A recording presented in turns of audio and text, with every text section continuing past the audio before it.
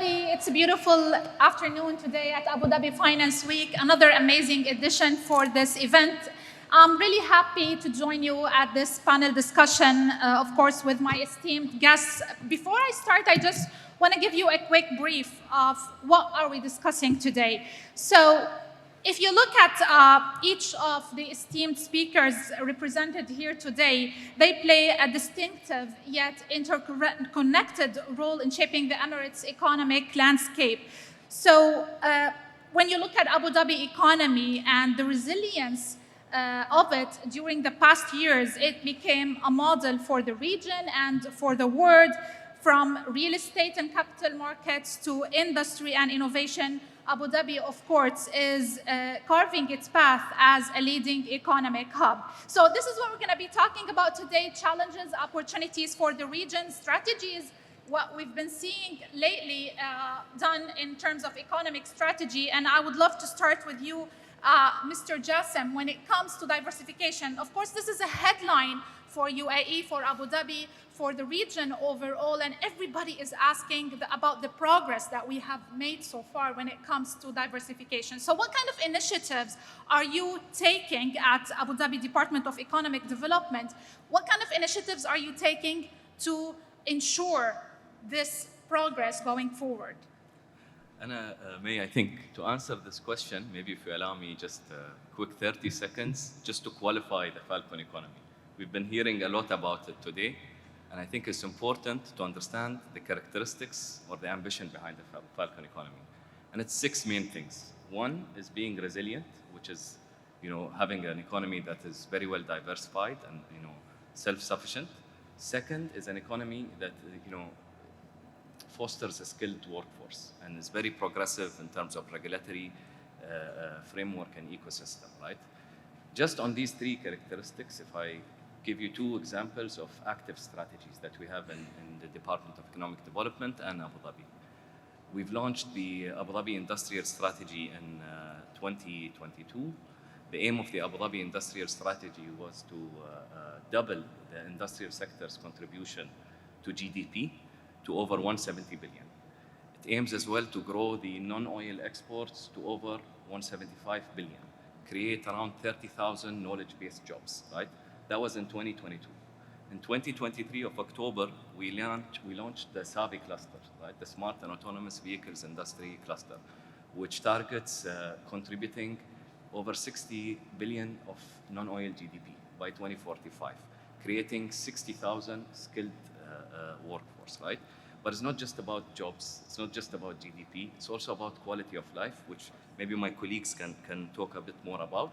But from the lens of SAVI, right, we only recently, last week, launched 2 major partnerships. One is to really bring commercial taxis to Abu Dhabi with Archer, flying commercial taxis. Second one is about robo-taxis, right? So, when you talk about economic diversification, it's not just businesses. People who are living in Abu Dhabi will also see the difference. That's beautiful. And of course, when we talk about Abu Dhabi Emirates diversification, an important sector that has been capturing the attention of media is the real estate sector. And to this, I would love to come to you, Mr. Rashid. And foreign direct investments is a huge topic globally, and it's really key for ensuring economic diversification. So let's make headlines today. And if you can share with us the recent figures for FDIs attracted to the real estate sector in Abu Dhabi, and if you can share with us the importance and significance of this sector in achieving economic diversification to Abu Dhabi. Absolutely, May. Thanks a lot. That's a great question. You're absolutely right. So let me just take you a step back with the inception of ADREC, right? So when the government was mandated the Department of Municipality and Town Planning to consolidate the real estate function that was currently within 3 municipalities under ADREC, they noticed that that was not enough to meet the expectations and ambitions behind the real estate contribution to foreign direct investment and to the overall economy and GDP, right? So what did we do different? So if we take a step back, we actually, on top of the real estate function, added 2 key roles. So on one hand, we have strategic planning and data analytics, right? So now we study supply and demand. We monitor and manage the occupancy rates of the overall residential units in the Emirate of Abu Dhabi and in the city of Abu Dhabi, right? So we know that we have close to north of 330,000 units, residential units in the Emirate of Abu Dhabi, right? So we split that down. We are aware that 70% of those are within the owner-occupier component, right? And they've currently, over the past 5 years, have been occupied at somewhere between 85 to a 90% occupancy rate. So that reflects a very resilient, let me take you back to resilience, right? It's a key word. It reflects a very important and resilient real estate sector in the Emirate, right? So that's on one hand, right? The strategic planning of the real estate sector as a whole, whether it's digitalizing policies, procedures, or managing supply and demand, or even looking at benchmarking the current laws to enable and promote more real estate development in the sector. On the other hand, we basically have a completely new function that is investment promotion. It's basically taking the real estate sector as it is and showcasing it on the international footprint.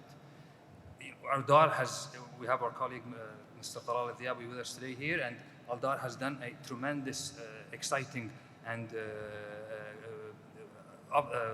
promising exercise with managing investment promotion. They've taken the international customer base of their real estate sales from a 300 million dirhams annual turnover sales from 2019 to today, somewhere north of 7 billion dirhams, right? So that's close to 20x that growth, right? So we want to take that success story and replicate it with the remaining peers in the real estate sector.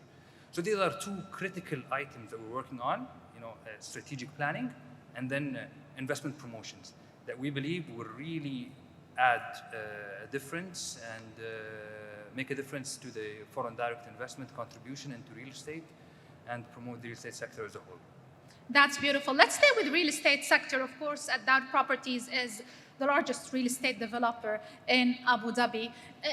In your mind, Mr. Talal, what makes Abu Dhabi real estate sector an attractive destination for investors who target the real estate sector, and especially with what Mr. Rashid was discussing when it comes to marketing and promoting the Emirate as a destination for investments?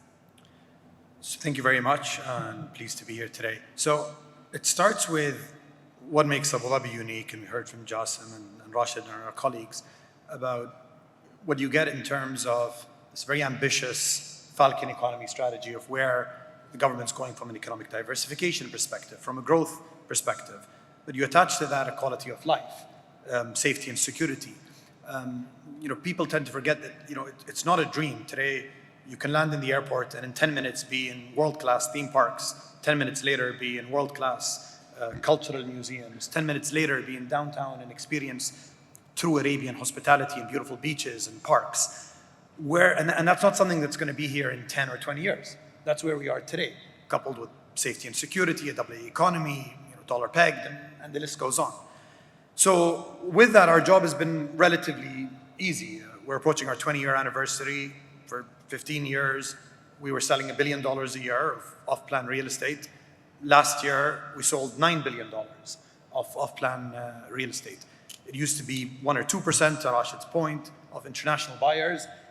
That's now close to 30% of non-resident expatriate buyers acquiring in Abu Dhabi to live, to move, everything that's happening around us here in ADGM. This is not a place where people are subscribing a license and opening up a rep office.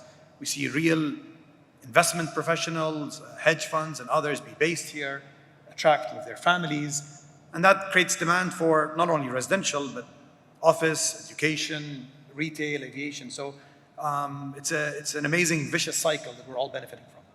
This is beautiful. And let's talk in general now about the investment landscape in Abu Dhabi. And I want to come to Lunate, Mr. Saif. Lunate is a leading alternative investment manager. We're talking about more than $100 billion in assets under management. So you are in direct contact with foreign investors, retail and institutional. So what do you hear from them?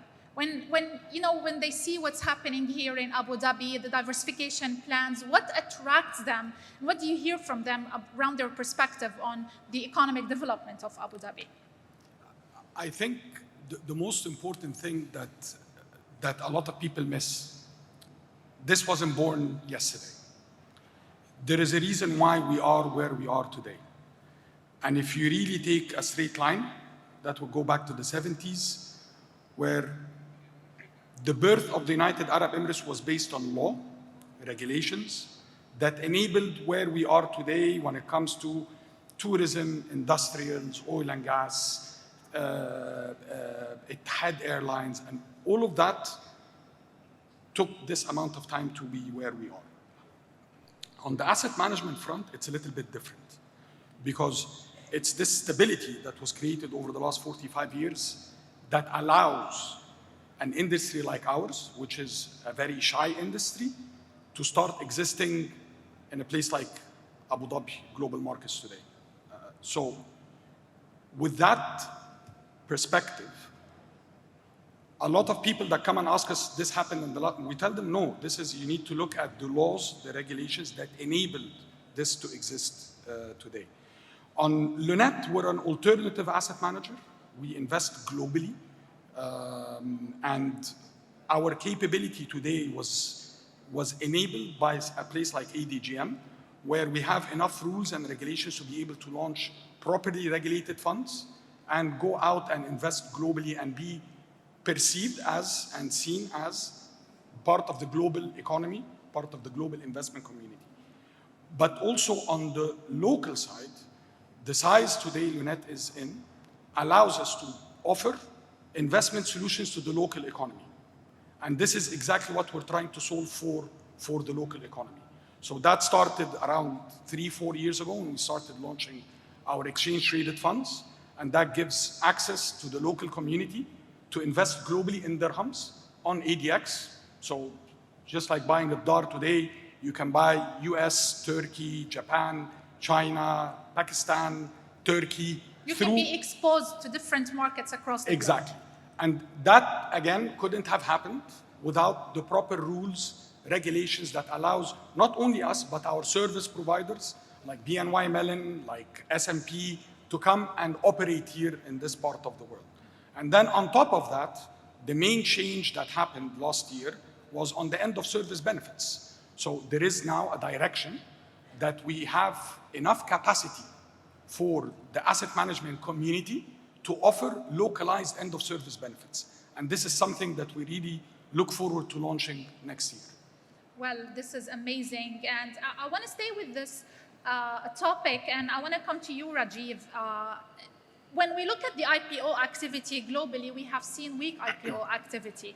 And this is mainly because we have seen some economic challenges for many countries developed and in emerging markets overall. But when we look at the region, when we look at Abu Dhabi market, it's a completely different story. We have seen one of the biggest IPOs in the region in Abu Dhabi stock exchange market. So in your mind, to what extent do you believe that this is something that is going to shift and cause a progress in Abu Dhabi financial markets? And what do you expect to see coming next in 2025? Yeah, so I think there are multiple factors here. Number one is that the IPO markets usually indicate the underlying health of the system as such, because there has to be appetite, right? You need the diversity, breadth and diversity of new companies going public. Number two, there should be enough appetite to invest in those names, right? Because if the markets are not optimistic, nobody's going to buy the IPOs. Yes. And I think that third is the overall desire of foreigners to invest and obviously local to invest in general, right? Because I think that's a part of the savings, wealth and savings in the system. And I think Abu Dhabi obviously fits the bill in all of those ways. And as you know, we have invested pretty aggressively in Abu Dhabi as an outsider.